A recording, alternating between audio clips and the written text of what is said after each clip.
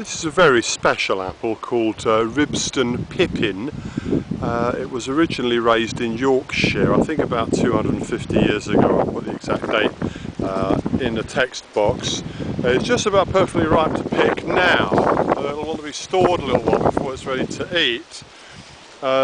Beautiful apple.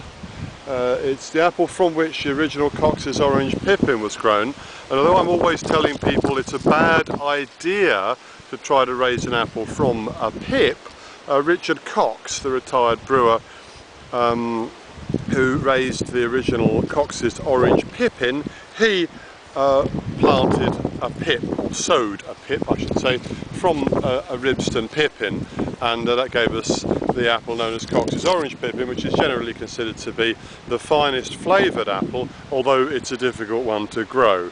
This apple, like all apples, has its faults. One of the faults is it tends to drop quite suddenly when it's ripe, and you can see there's a fair number on the ground. I did mention this in the context of another apple recently. This is not supposed to need to be picked until sort of late September, but in fact we find that advice is wrong, and it does need to be picked reasonably early. So you've got to watch these, and once they're looking ripe, once you've got this sort of colour, then it probably does need to be picked before they drop. The ones on the ground, we'll give these a good wash and press them, and probably drink the juice ourselves, or maybe add them to a blend of hard cider.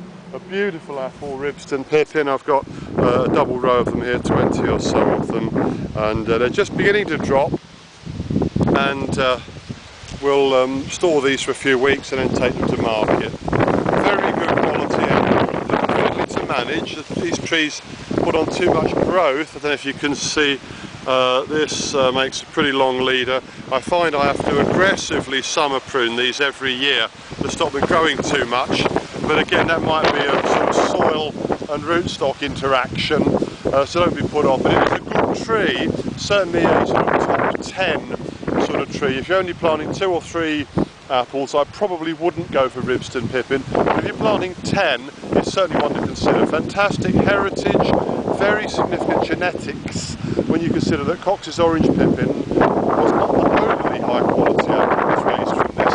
Many other high quality apples have been raised from seedlings from the Cox's Orange Pippin.